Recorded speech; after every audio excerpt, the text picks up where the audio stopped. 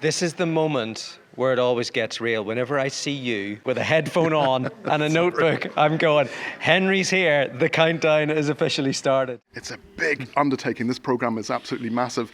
Gets the biggest audience of the year. Was it 1.8 million? And obviously so much money raised for charity. Are you still loving it? Look, I mean, if you don't love hosting this show, if you work in broadcasting and you get the chance to host this show where everyone's behind you, everyone's behind the kids, everybody wants to have a lovely night. The fact that it's watched around the world by so many Irish people, and if you can't get home for Christmas, this is maybe a wee part of Ireland and a part of home that you can tune into.